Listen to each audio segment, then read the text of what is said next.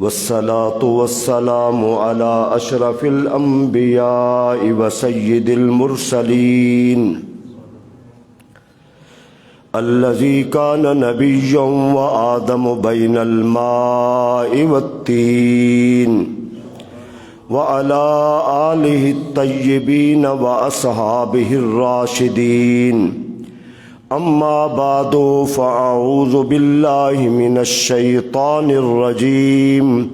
بسم الله الرحمن الرحيم.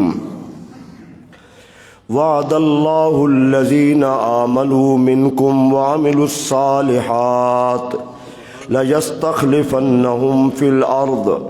قال الله تبارك وتعالى في مقام آخر: الذين إن مكناهم في الأرض أقاموا الصلاة وآتوا الزكاة وأمروا بالمعروف ونهوا عن المنكر. رب اشرح لي صدري ويسر لي أمري واحلل عقدة من لساني يفقهوا قولي. قال الله تبارك وتعالى في شان حبيبه مخبرا وآمرا: إن الله وملائكته يصلون على النبي يا أيها الذين آمنوا صلوا عليه وسلموا تسلیما. محبت سے پڑھ لیجئے: اللہم صلی علی سیدنا و مولانا محمد وعلی آل سیدنا و اصحاب سیدنا و مولانا محمد وبارک وسلم وصلوا علیہ صلاۃ و سلاما علیک یا سیدی یا رسول اللہ وعلی آلک و اصحابک یا سیدی یا حبیب اللہ. اللہ رب العزت کی حمد و ثنا حضور نبی رحمت شفیع امت خاتم النبیین صلی اللہ تعالی علیہ وسلم کی ذات اقدس پر درود و سلام عرض کرنے کے بعد دعا ہے خلاق کائنات مجھے کلمات حق کا قرآن و سنت کی روشنی میں بیان کرنے کی توفیق عطا فرمائے، اور اللہ ہم سب کو اسی عقیدہ اہل سنت پہ زندگی اور موت نصیب فرمائے. 2 جمعے آپ نے خلیفۃ المسلمین جانشین رسول خلیفہ بلا فصل افضل البشر بعد الانبیاء سیدنا حضرت ابو بکر صدیق کی عظمت کے حوالے سے آپ نے سماعت فرمائے. آج خلافت کے حوالے سے ہے. میں انتہائی آپ کی توجہ کا طالب ہوں. میڈیا پر، سوشل میڈیا، فیس بک بہت گمراہ کرنے کی کوشش کی جا رہی ہے ان عظیم ہستیوں کو کہ وہ ظالم تھے، وہ غاصب تھے، وہ جابر تھے، ان کا کوئی حق نہیں تھا خلافت کا، سیدنا علی کا حق تھا. تو امت تو اب تک یہی مانتی آ رہی ہے، یہی ترتیب، یہی طریقہ جو ہمیں قرآن و سنت سے ملتا ہے. اس لیے میں اس موضوع کو بیان کر رہا ہوں. آپ نے توجہ کے ساتھ سننا ہے، اپنے دوستوں تک بھی شیئر کریں. دیکھیں، حضور صلی اللہ علیہ وسلم نے اپنی حیات طیبہ میں سن 9 ہجری میں مدینہ طیبہ سے تمام صحابہ کی موجودگی میں حضرت عمر بن خطاب بھی موجود ہیں، حضرت عثمان غنی بھی موجود ہیں، حضرت علی مرتضیٰ شیر خدا بھی موجود ہے، باقی صحابہ بھی موجود ہیں. حضور صلی اللہ علیہ وسلم نے جس ہستی کو امیر حج بنا کے بھیجا سن 9 ہجری میں، اللہ کے رسول نے اہل مدینہ کے سارے صحابہ کرام میں سے جس ہستی کو امیر حج بنا کے بھیجا وہ سیدنا صدیق اکبر ہیں.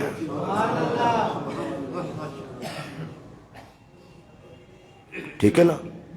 یہ بہت بڑا منصب تھا جو رحمت عالم نے صدیق اکبر کو سونپا، اور ساتھ یہ بھی فرمایا کہ وہاں اعلان بھی 2 کرنے ہیں. سب سے بڑا اعلان کیا تھا کہ آج کے بعد کوئی کافر حج نہیں کرے گا. کافر بھی حج کرتے تھے.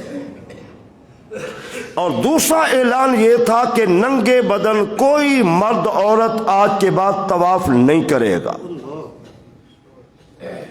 یہ اعلان بھی آپ کے ذمہ لگا ہے. تو امیر حج رحمت عالم نے جس ہستی کو اپنی حیات طیبہ میں بنا کے بھیجا ہے وہ کون ہے؟ آپ کی ذات گرامی ہے. پھر دوسری بات، ایک مئی صاحبہ کسی کام کے لیے آپ کی خدمت میں حاضر ہوئی. حضور نے فرمایا کل آنا.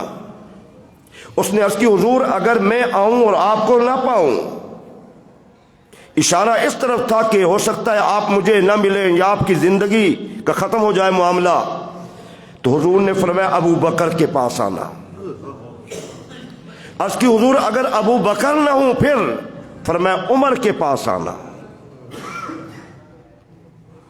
تیسری بات، جب مسجد نبوی کا سنگ بنیاد رکھا گیا تو پہلا پتھر، پہلی اس حیت کی اینٹ جو مسجد نبوی کی رکھی گئی تو حضور نے خود اپنے ہاتھ سے رکھی.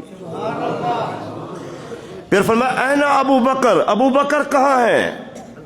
آؤ ادھر آؤ، ایک اینٹ تم رکھو. اين عمر؟ عمر کہاں ہے؟ وہ حاضر. حضور میں حاضر ہوں. فرمایا ایک اینٹ تم لاؤ رکھو. اين عثمان؟ عثمان غنی کہاں ہے؟ حضور میں حاضر ہوں. فرمایا ایک اینٹ تم رکھو. اين علی؟ علی موسیٰ کہاں ہے؟ حضور میں حاضر ہو گیا. فرمایا ایک اینٹ تم رکھو. مسجد نبوی کی پہلی اینٹ رحمت عالم نے خود رکھی اور پھر دوسری اینٹیں ترتیب کے ساتھ جو ترتیب خلافت ہے اسی کے مطابق رکھی. اما عائشہ کہتی رضی اللہ تعالیٰ عنہ کہ حضور ایک قبیلے کی صلح کرانے کے تشریف لے گئے. پیچھے نماز کا وقت ہو گیا. حضرت بلال نے کہا بھائی ابو بکر صدیق میں اذان پڑھتا ہوں پھر تکبیر کہوں گا اور آپ جماعت کرا دیں. انہوں نے اذان پڑھی، تکبیر پڑھی، آپ نے نماز پڑھائی. حضور واپس تشریف لائے تو حضور نے فرمایا کیا تم نے نماز پڑھ لی ہے؟ جی حضور ہم نے پڑھ لی ہے. کہا کس نے امامت کی؟ کہا ابو بکر صدیق نے. فرمایا اس قوم کو حق حاصل نہیں ہے جس قوم میں ابو بکر صدیق موجود ہو اور نماز کوئی اور پڑھائے. اگلی بات، حضور رحمت عالم کی طبیعت مبارک ناساز ہو گئی. کیا ہو گئی؟ ناساز ہو گئی. جب طبیعت ناساز ہوگی مسجد نبوی میں جانا منقطع ہو گیا تو حضور نے فرمایا مرو ابا بکر فلیصلی بالناس. ابو بکر سے کہو کہ وہ میرے مصلی پہ کھڑے ہو کے لوگوں کو نماز پڑھائے. اما عائشہ نے عرض کی حضور وہ تو بڑے رقیق القلب ہیں، نرم دل کے مالک ہیں، ان سے تو برداشت نہیں ہوگا. حضور نے فرمایا نہیں، ابو بکر سے کہو. اما حفصہ سے اما عائشہ نے کہا تم اپنے ابا جی سے کہو وہ نماز پڑھائیں. تو حضور نے پھر فرمایا تم وہی عورتیں ہو جنہوں نے یوسف علیہ السلام کو بہکانے کی کوشش کی، ابو بکر سے کہو. حضور کی آخری حیات طیبہ میں مسجد نبوی میں حضور کے مصلی پہ جس ہستی نے 17 نمازیں پڑھائی ہیں وہ صدیق اکبر ہے رضی اللہ تعالیٰ عنہ. اچھا پھر آپ ذرا غور کریں، یہ 2 روایتیں ہیں، 2 واقعات ہیں اور دونوں بخاری شریف میں موجود ہیں. ایک جب طبیعت بہتر ہوئی سنبھلی حضور تشریف لے گئے. جب پیچھے پہنچے صف میں پہنچے تو تالیاں صحابہ کرام نے بجانی شروع کر دیں تاکہ ہمارے امام سمجھ لیں کہ اللہ کے نبی تشریف لائے ہیں. حضور آگے بڑھے اور آگے بڑھے. صدیق اکبر کے پیچھے پہلی صف میں حضور پہنچ گئے تو آپ نے جب پیچھے ترچھی نگاہ سے دیکھا کہ حضور تشریف لا چکے ہیں، پیچھے لوٹ حضور نے فرمایا نماز پڑھاؤ. اشارہ کہ شکرانے کے طور پر پیچھے ہٹائے. اب دیکھیں ذرا کیا حسین منظر. حضور امام ہے صدیق اکبر کے اور صدیق اکبر پوری مسجد نبوی کے لوگوں کے امام ہیں. اس طریقے سے جہاں صدیق نے نماز چھوڑی تھی، تلاوت نماز چھوڑی تھی، حضور نے آگے پڑھائی، نماز مکمل ہو گئی۔ حضور نے فرمایا ابو بکر میں نے تمہیں کہا تھا نماز مکمل کراؤ، پڑھاؤ، تم پیچھے ہٹائے۔ عرض کی حضور ابو قحافہ کے بیٹے کو یہ لائق نہیں ہے کہ آپ مسجد نبوی میں تشریف لائیں اور آپ سب میں کھڑے ہوں اور میں نماز پڑھا دوں۔ دوسری حدیث، اللہ اکبر یا رسول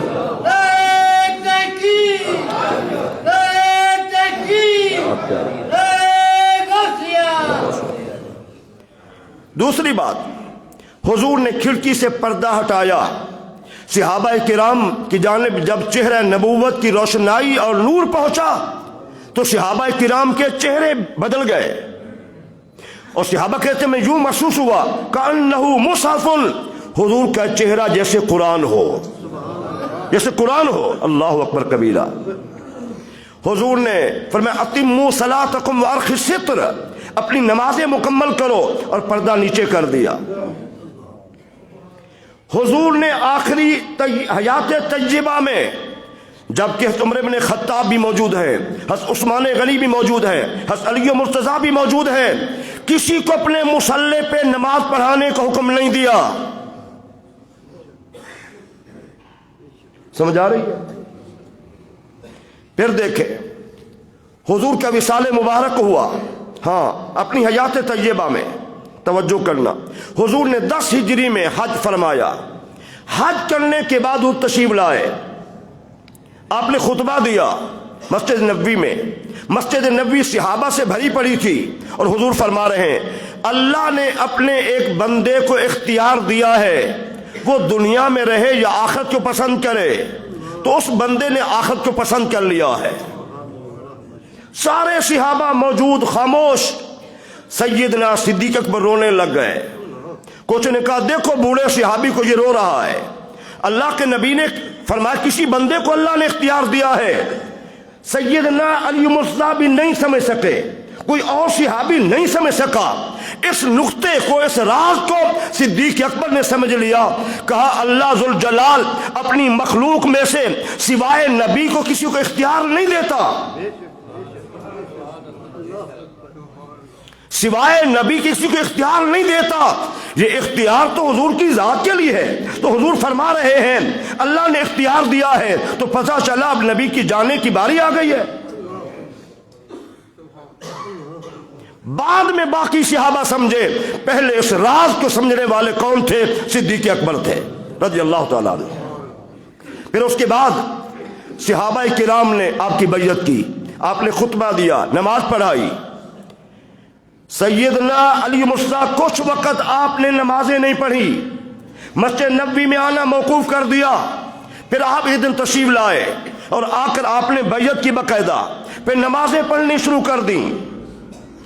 توجہ، اگر صدیق اکبر کی خلافت غاصبانہ تھی، ظالمانہ تھی، جبرن آپ مصلی پہ کھڑے ہو گئے، جبرن خلافت پہ قبضہ کر لیا، سیدنا علی مرتضیٰ کبھی نماز نہ پڑھتے،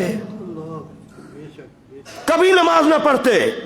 اور پھر دوسری بات، جو فیس بک بھری پڑی ہوتی ہے، ہر طرف شور شرابہ ہے، دیکھو حضور کی بیٹی حق لینے گئی ہیں، باغ فدق لینے کے لیے گئی ہیں، صدیق کھا گیا، صدیق ظالم ہے۔ پوچھو ان سے قرآن اٹھا کر سنی مولوی سے، کیا سیدہ گئی ہے نہیں گئی؟ کوئی شک نہیں، گئی ہے۔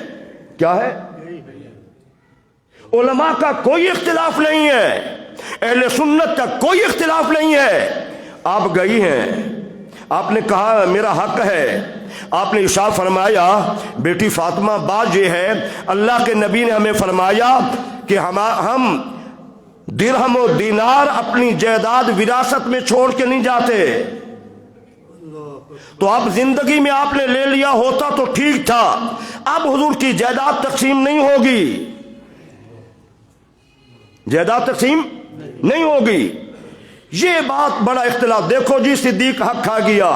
اما عائشہ فرماتی حضور نے فرمایا جو بندہ کسی مسلمان کی زمین پہ ایک برشت قبضہ کرتا ہے، ایک گٹھ، ساتوں زمینیں قیامت والے دن اس کے گلے میں ڈالی جائیں گی۔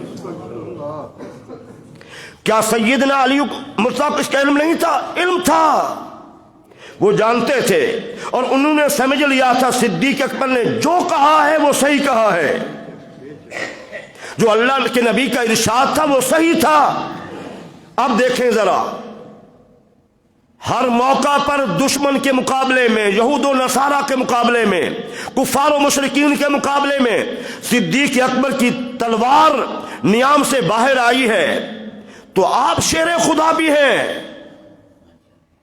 لوگ تو خدا بھی کہہ رہے ہیں معاذ اللہ، کچھ لوگ، اور تمام سے زیادہ، حتیٰ کہ انبیاء سے بھی زیادہ طاقتور مان رہے ہیں۔ کسی ایک روایت میں نہیں ملتا ان تینوں خلفاء سے علی مسلح نے جنگ کی ہو، نہیں، ان کے پیچھے نمازیں پڑھی ہیں، ان کے دور میں جہاد کیا ہے، ان کے دور میں فتوے دیے ہیں، ان کے دور میں مسائل شریعہ بیان کیے ہیں، تو وہ تو سمجھتے تھے۔ اگر ادھر کہیں شیر خدا جو اپنا حق ہی نہ لے سکے، اگر خلافت سیدنا علی کا حق تھا تو آپ نے جہاد کیوں نہیں کیا؟ سمجھیں مسائل کو، عقائد کو سمجھیں۔ پھر سیدنا صدیق کی خلافت بڑے آزمائش کا دور تھا، بالتفصیل بیان کریں تو بہت سارے جمعے چاہیے، میں اشارہ کر رہا ہوں۔ جب آپ خلیفہ بنے، آپ کی پہلی رائے کیا تھی حضور کی حیات طیبہ کے متعلق؟ حضرت عمر بن خطاب تلوار اٹھا کے کھڑے تھے بڑے جوش میں، جس نے کہا حضور فوت ہو گئے ہیں میں اس کی گردن اڑا دوں گا۔ آپ تشریف لائے، سیدھا کمرے میں گئے، حضور کی پیشانی پہ بوسہ دیا، اللہ آپ پہ دو موتیں جمع نہیں فرمائے گا۔ آپ پھر باہر آئے، پھر کہا، آپ نے خطبہ دیا، لوگ ادھر متوجہ تھے، حضرت عمر بن خطاب کی باتیں سن رہے تھے۔ آپ نے کہا، جو اللہ کی عبادت کرتا ہے اللہ زندہ ہے، جو حضور کی عبادت کرتا ہو تو حضور تو فوت ہو گئے، حضور تو دنیا سے چلے گئے۔ جب آپ نے قرآن مجید کی آیت پڑھی تو صحابہ کہتے ہیں میں یوں محسوس ہوا جیسے یہ آیت ابھی نازل ہوئی ہے۔ سیدنا عمر بن خطاب کے لوگ توجہ ختم ہو گئی، آپ کی جانب متوجہ ہو گئے۔ پھر آپ کو خلیفہ بنایا گیا۔ پھر آپ توجہ فرمائیں، مشکلات کا دور، کوئی اور خلیفہ ہوتا بنتا تو کبھی پورا نہ اترتا۔ لوگ مرتد ہو گئے، ہم نماز نہیں پڑھتے، ہم زکوٰۃ نہیں دیتے، کچھ نے کہا ہم زکوٰۃ نہیں دیتے۔ حضرت عمر بن خطاب نے کہا بھائی صدیق تھوڑی نرمی کر لیں، آپ جوش میں ہیں۔ فرمایا جو نماز اور زکوٰۃ میں فرق کرے گا کہ نماز پڑھیں گے زکوٰۃ نہیں دیں گے وہ کافر ہے، اور جو میرے نبی کی زندگی میں ایک بکری یا بکری کی رسی دیتا تھا بطور اونٹ اپنا زکوٰۃ کے، اگر وہ نہیں دے گا تو میں اس سے جہاد کروں گا۔ یہ جرأت مندانہ فیصلہ جس ہستی کا تھا وہ سیدنا صدیق اکبر کی ذات گرامی تھی، اور آپ کے اس فیصلے نے ہلچل مچا دی۔ جو لوگ مرتد ہو رہے تھے پھر دین میں واپس آ گئے۔ دوسری جانب حضرت اسامہ بن زید کو حضور نے آخری دنوں میں جنگ کے لیے بھیجا، انہیں سپہ سالار بنا کے، ابھی قریب پہنچے تھے، قریب منزل پہ حضور کا وصال ہو گیا۔ صحابہ نے مشورہ دیا آپ ایسا کریں کہ ان کو بلا لیں، کہیں ایسا نہ ہو کہ عرب کے قبائل پھر حملہ آور ہو جائیں۔ تو آپ نے کیا جواب دیا؟ فرمایا جو کام رسول اللہ صلی اللہ علیہ وسلم نے کیا ہے صدیق کو حق حاصل نہیں ہے، اگر مجھے مدینہ کے لوگ چھوڑ جائیں، پرندے میرا گوشت نوچ لیں، جو صدیق نے فیصلہ کیا ہے وہ یہی ہے جو میرے نبی کا فیصلہ ہے۔ اللہ یا رسول اللہ۔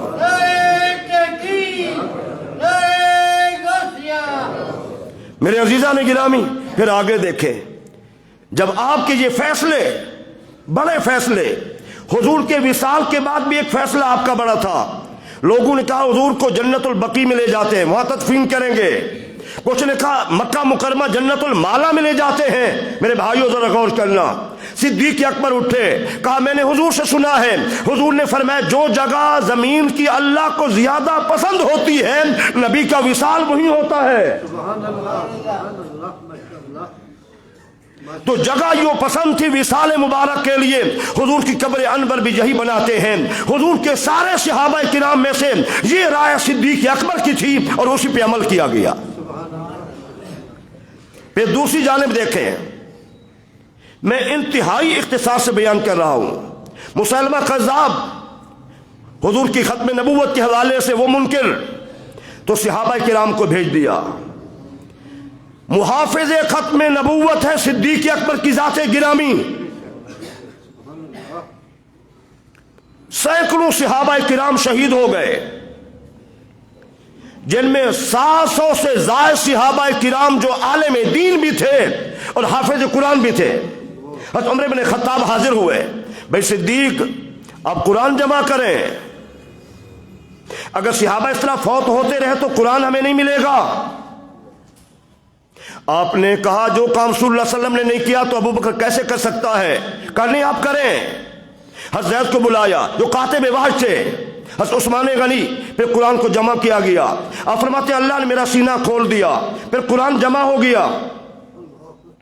قرآن کھجور کے پتوں پہ تھا، اونٹ کی ہڈیوں پہ تھا، پتھروں پہ تھا، کاغذ پہ تھا، مختلف چیزوں پہ قرآن تھا، آیات تھی، صورتیں تھیں، کوئی کسی کے پاس وہی ترتیب جو رحمت عالم نے دی تھی اسی ترتیب کے مطابق قرآن کو جمع کر دیا گیا۔ جو اہل بیت کی محبت کا دعویٰ کرتے اس قرآن کو نہیں مانتے، ہمیں دکھلانے کے لیے قرآن ان کی کتابوں میں اکثریت لکھا ہوا ہے یہ قرآن صحیح نہیں ہے۔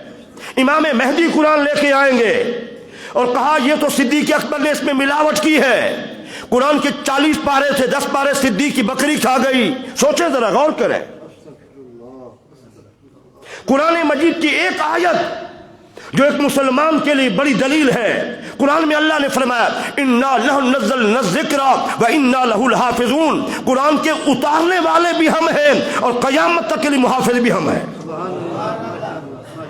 تورات ہو، زبور ہو، انجیل ہو، اللہ نے اتاری ضرور ہیں، کتابیں اللہ کی ہیں، لیکن اللہ نے حفاظت کا ذمہ نہیں لیا۔ میرے بھائیوں، جوانوں، بزرگوں، قرآن کو اتارا بھی اللہ نے ہے نبی رحمت کے قلب مبارک پر، اور قرآن کی حفاظت کا بھی اللہ نے ذمہ لیا ہے۔ 14 صدیاں بیت گئیں، مشرق سے لے کر مغرب تک، شمال سے لے کر جنوب تک قرآن ایک صورت میں ہے۔ بادشاہ کے گھر میں بھی آیات 6666 ہیں اور غریب کے گھر میں بھی وہی ہے۔ سمجھ آ رہی میری بات؟ بڑا طویل مضمون، چلو اب ہم واپس آتے ہیں۔ قرآن جمع ہو گیا، اب طبیعت ناساز ہو گئی، بہت ساری باتیں چھوڑ کے سیدنا علی مصطفیٰ کو بلایا۔ یہ کہتے دشمن تھے، اور سب سے بڑی بات بار فدق کھا گئے، معاذ اللہ ثم معاذ اللہ۔ کیا سیدنا علی مصطفیٰ نے کسی ایک روایت سے ثابت ہوتا ہے؟ چلو پہلا خلیفہ کھا گیا، دوسرا بھی کھا گیا، تیسرا بھی کھا گیا۔ جب آپ کا دور خلافت آیا کسی ایک روایت میں نہیں ہے، آپ نے کہا یہ تو ہمارا حق ہے، ہم لیتے ہیں؟ نہیں۔ حضرت امام حسن 6 ماہ سیدنا علی کے صاحبزادے خلیفہ بنے، حضور نے فرمایا 30 سال خلافت رہے گی، آپ خلیفہ بنے تو آپ نے وہ حق نہیں لیا۔ آپ نے کہا جو صدیق کا فیصلہ تھا وہی ہے، آج ہمارا بھی اسی پہ ایمان ہے، ٹھیک ہے نا؟ حضرت علی کو بلایا، بھائی علی، جس برتن میں پانی ڈال کے تم نے رسول خدا صلی اللہ علیہ وسلم کو غسل دیا تھا، میں کہتا ہوں اسی برتن میں پانی ہو۔ جن ہاتھوں سے تم نے حضور کو غسل دیا تھا انہی ہاتھوں سے مجھے بھی غسل دینا۔ اندازہ لگائے، دشمن ہوتے، اختلافات ہوتے، وہ ظالم سمجھتے تو ایسا کیوں ہوتا؟ سیدنا صدیق کو غسل دینے والوں میں سے سیدنا علی مصطفیٰ بھی شامل ہیں۔ محبت سبحان اللہ کہہ دیجیے۔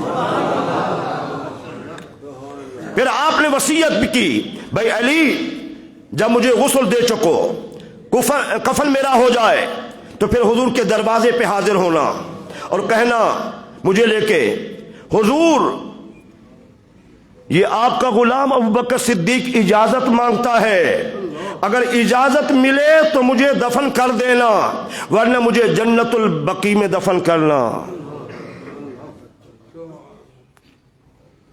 وہاں پر دستک دینے والے، سلام پیش کرنے والے بھی سیدنا علی و مرتضیٰ کی ذات گرامی ہے،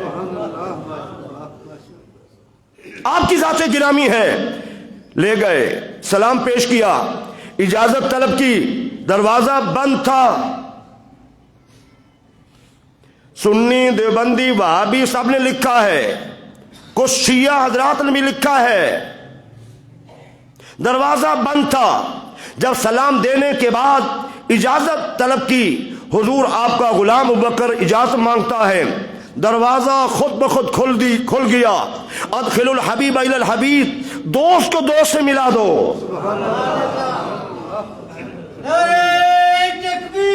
اللہ اکبر، یا رسول اللہ۔